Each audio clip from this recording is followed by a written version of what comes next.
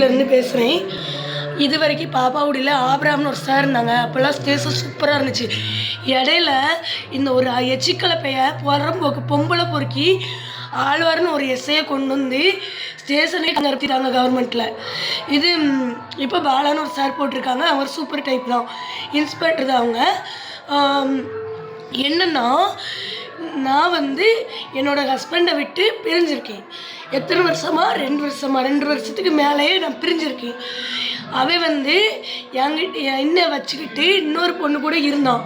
நான் அதை தட்டி கேட்டேன். எனக்கு செலவுக்கு பைசா கொடுக்கல. என்னோடய பாப்பா குட்டி குழந்த, அவளுக்கு குடும்பப்படுத்தி அவளுக்கு சாப்பாடு பொருள் எதுவும் வாங்கி தரல. அப்போ என்னங்க பண்ணுவாங்க?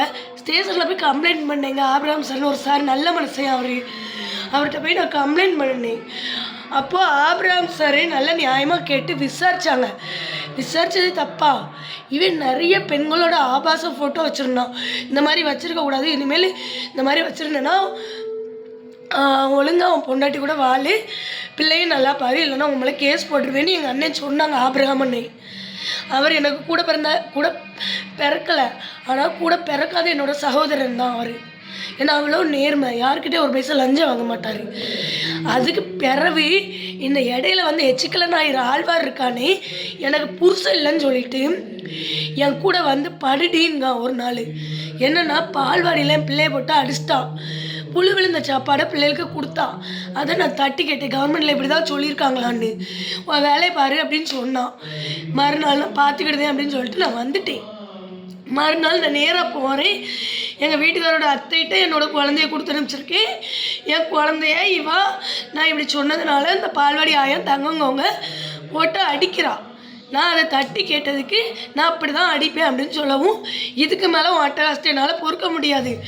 நான் கலெக்டர்கிட்ட போய் நீ முட்டை திருடுறது, சத்துணவு மாவு திருடுறது எல்லாத்தையும் சொல்கிறேன் பாரு அப்படின்னு நான் சொன்னோன்னே, தேவ மாதிரி அவள் காஸ்ட்டு தேவர் எல்லாரையும் கூட்டி அடிக்க வந்தால் 6ஆம் தேதி அதுக்கு எந்த ஆதாரம் இருக்குது, சிஎஸ்ஆர் போட்டாங்க.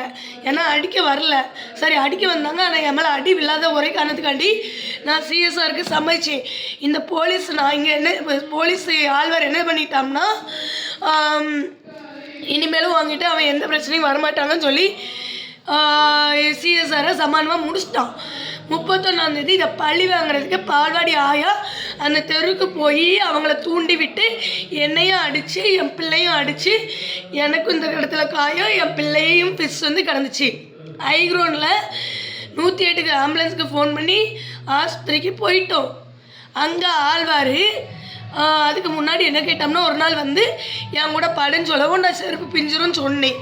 அந்த இதை மறதியில் வச்சுக்கிட்டு அவன் என்ன செஞ்சிட்டான்னா, தேவமார்ட்ட ரூபாயை வாங்கிட்டு கேஸு ஒன்றும் இல்லாமல் அக்க பார்த்தோம்.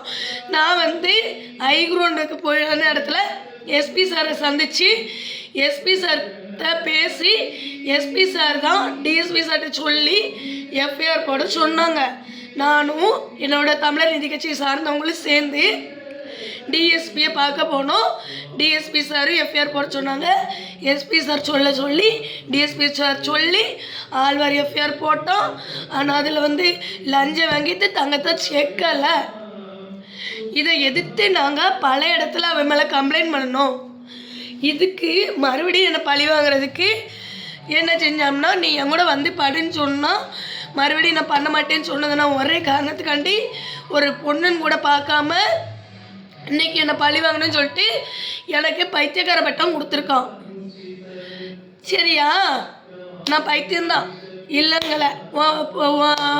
இது ஆழ்வார், நான் உன் நியாயப்படியே நான் வாரையா? நான் பைத்தியம்தான். எப்படி சொல்ல? ஆபிரகாம் சார் பைத்தியத்துக்கு ஹெல்ப் பண்ணாராப்போ? சரி, நான் பைத்தியம்னு சொல்கிறேன்லாடா நீ. நான் எந்த ஹாஸ்பிட்டலில் போய் ட்ரீட்மெண்ட் எடுத்தேன், எந்த ஹாஸ்பிட்டலில் போய் உள் பேஷண்ட்டாக இருந்தேன், எந்த ஹாஸ்பிட்டலில் என்னை கட்டி போட்டு சங்கிலியால் கட்டி போட்டாங்கடா. நீ நிரூபிடா பொட்ட. நேற்று நீ ஸ்டேஷனில் இருந்தால் உன்னை நல்ல 4 கேள்வி மீடியாவில் வச்சு கேட்டிருப்பேன். நேற்று நீ இல்லை பாலா சார் இருந்தனால தப்பிச்சிட்ட. எப்படி சொல்ல? அதுக்கு பிறகு இது என்னென்னு ஒரு நிமிஷம் ஃப்ரெண்ட்ஸ் இருங்க ஃப்ரெண்ட்ஸ், ஒரே ஒரு நிமிஷம்.